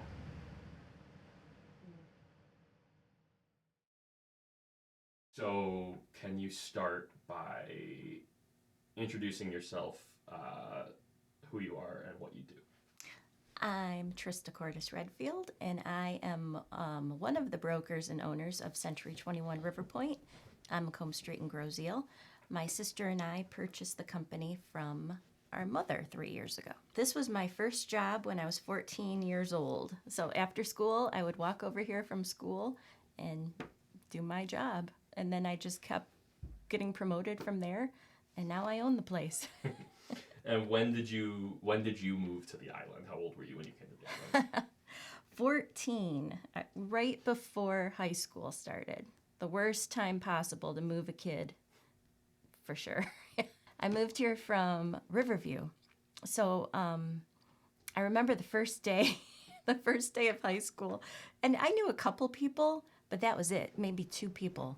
And you know how it is when you're 14 years old. I mean, it's pivotal in every way. And here you're leaving all your friends behind that you've lived your whole life with, and you've been excited about going on high school with these kids. And now all of a sudden you're in this brand new community, you know no one. And not only that, but in your mind, you're perceiving it as this community that as a 14-year-old you can't enter. And it's full of rich people. And obviously that was not the case, but that was my mindset going in. So very stressful. I think the wealth is pivotal, and it's the same back when I was 14 as it is today. People on the mainland still talk about us here like we're in a different, not only a different tax bracket, but maybe a different echelon altogether, which is so funny to us because, you know, growing up here, we're just the same as everyone else. And I don't make that much money than the people in Riverview, and you know they do have $1 million homes in Riverview too. If there ever was a sense of imposter syndrome living here, how long did that last? I remember as a teenager, so I would walk from the high school over here to Macomb Street every day after school, and I remember I wasn't happy, obviously. What kid is happy moving at that age? But every day I would walk over and be unhappy and kind of kick the rocks with my feet as I walked down Macomb Street. And then I remember one day, it was right around spring, like late May, and I looked down Macomb Street. I'll never forget this. And I thought to myself, this is so beautiful. I've never been in a community that you could walk down the street and it's this gorgeous. And something clicked, and I realized I had been making friends. I had become part of my class, which is only like 180 people, a lot different from a lot of downriver communities. And it was like the clouds parted. And ever since then, it just kept getting better and better. And now I can't seem to leave here.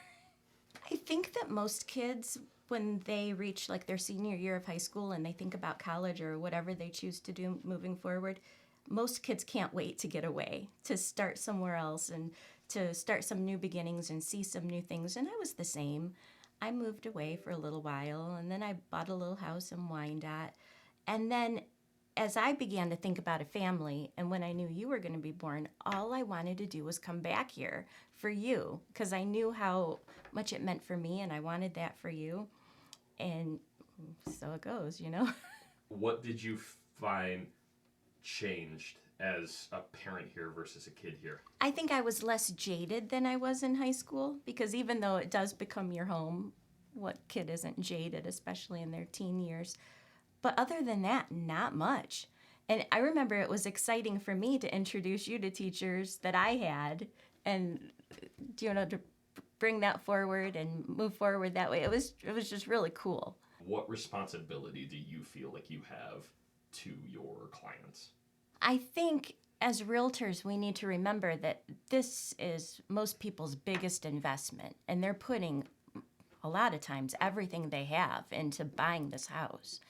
And so the responsibility is huge. Not only do we have to worry about their feelings throughout, but we have to worry about their pocketbooks and what kind of investment they're going to make. And of course, we have to worry about what they think of us, and are they going to keep referring us in the future too? What have you learned about yourself and about life because of the job? You do learn how much, not just coming home to your own space, what a relief it is to come home at night, but what a relief it is to come into your community, whatever it might be. And yeah, we're a little different, I think, being on an island.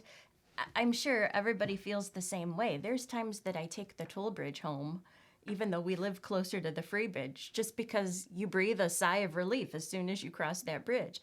It's different. And some people would say to me, like, oh, how was it out there? And I'm like, oh, the mainland. Like, I don't want to go back for a while, you know.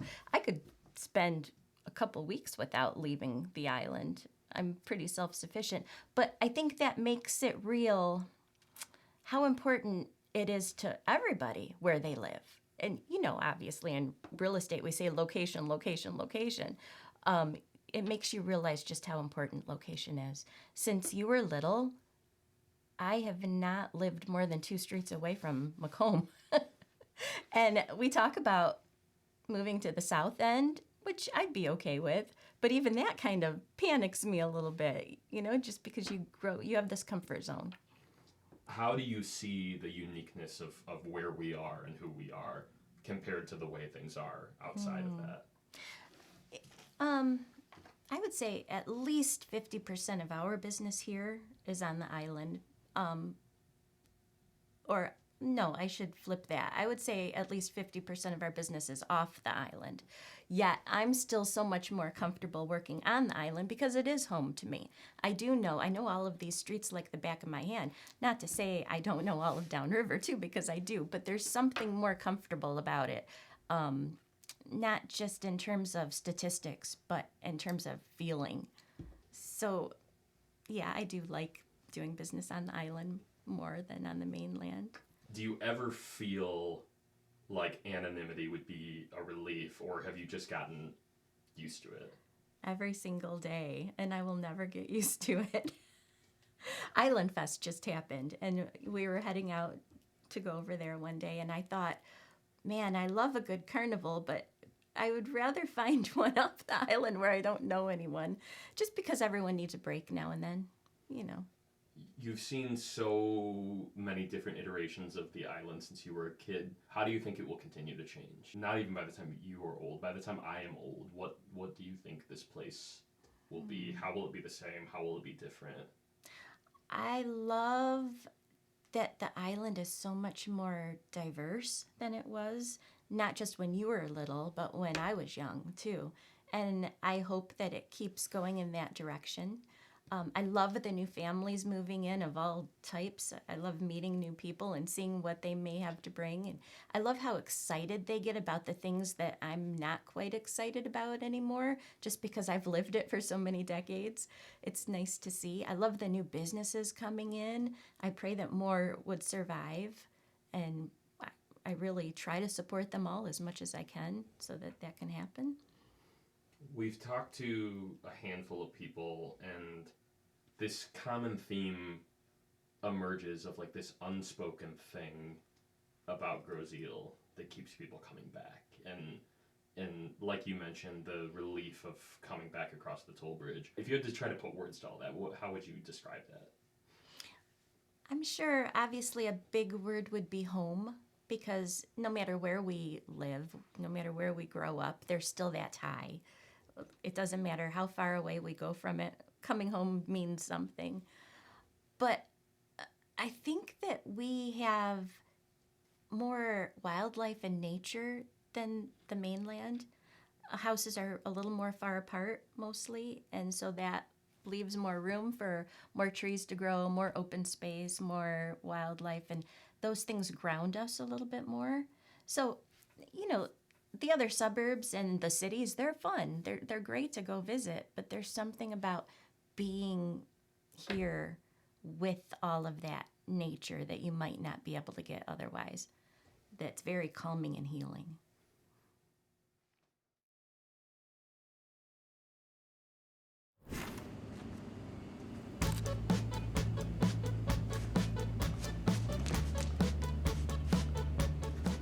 I'm Pauline Muscat, and I am a coach of various things.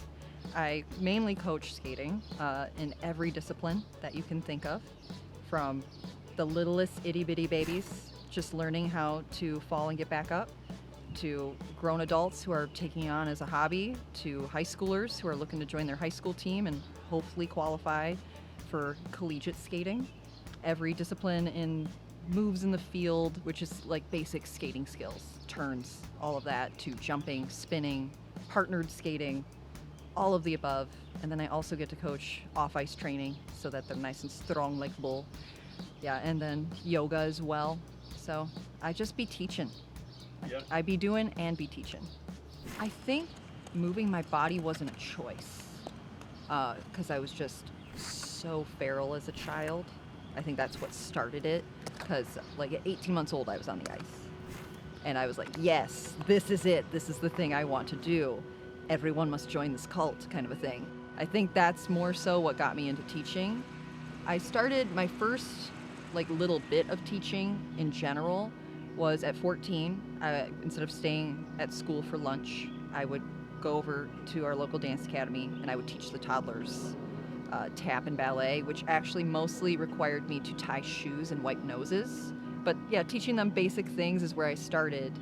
And then I realized this is kind of what I love to do.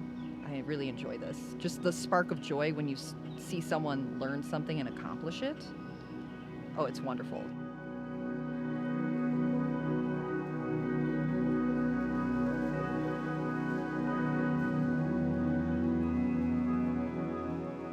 Then I started coaching at 16. And it was on and off because that's when I also had started college, so my schedule was insane, needless to say.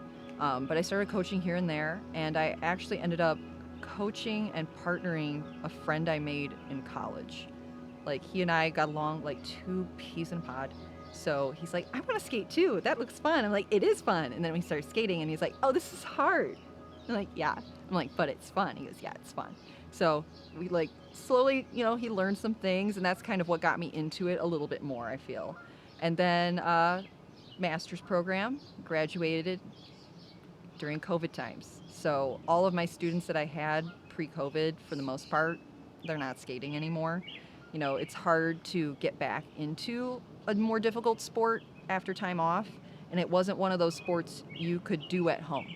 That's I feel like the downside of skating.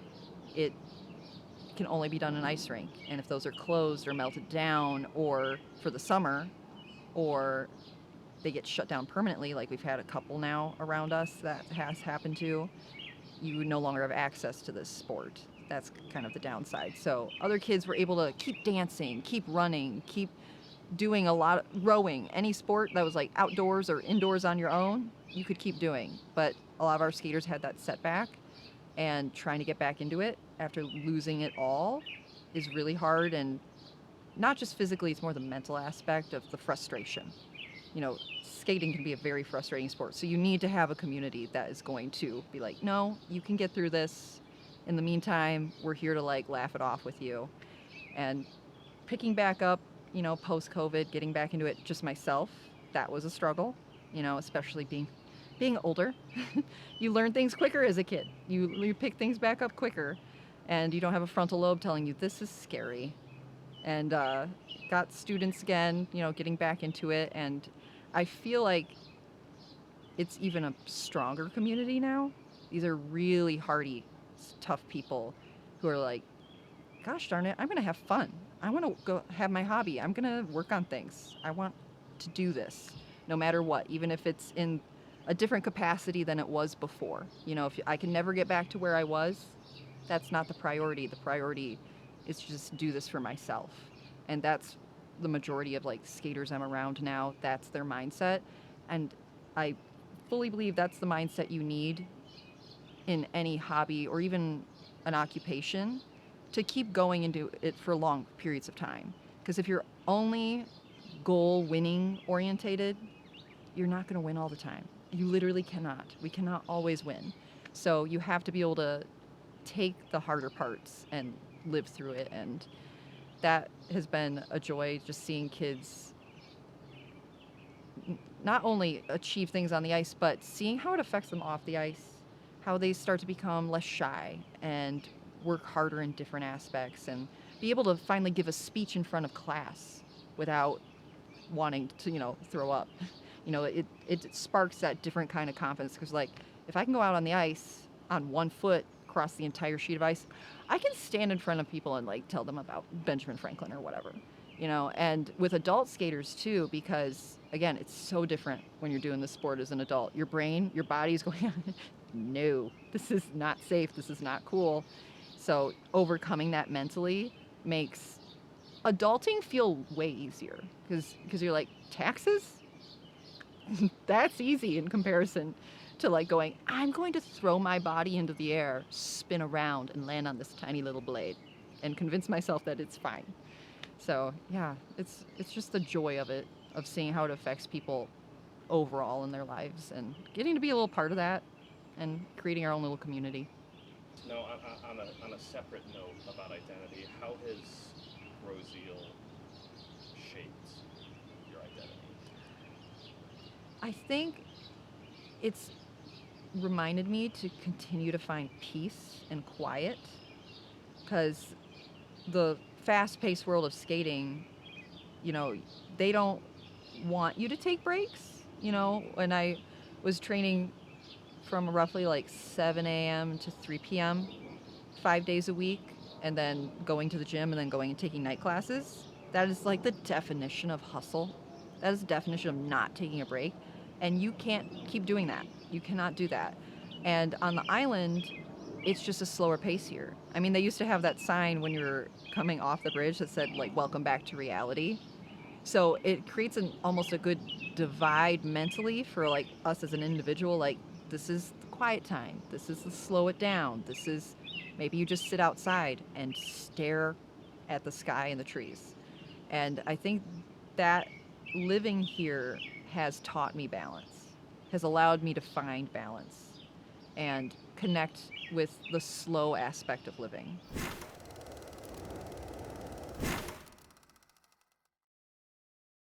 I was headed out of town, thought that I could use space. Started thinking about you, if you recognize my face. No compass or a map dial, just riding on the wind. But in my heart I always knew we'd somehow meet again. On a bus to Tuscaloosa, on a train to Santa Fe. Ferry ride round NYC, trolley around the bay. I'd saddle up in Utah, take a plane to San Antonio. Walk through Appalachia, meet you out in Boston. And if one day I don't know what to do, there's a pair of bridges on the Detroit riverbank. I'd take a boat to find my way back to you. High waters and low tides, if I had to pay a fare. Didn't I always tell you I'd see you somewhere? On a bus to Albuquerque, on a train to New Orleans. Taxi cab on Sunset, ferry port in Washington. I rodeo Wyoming, take a plane to Tennessee.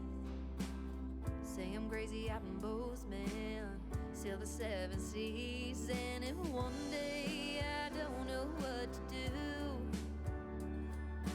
there's a pair of bridges on the Detroit riverbank. I'd take a boat to find my way back to you. No matter where I roam, I'll always find a home. But I'd do it all and find my way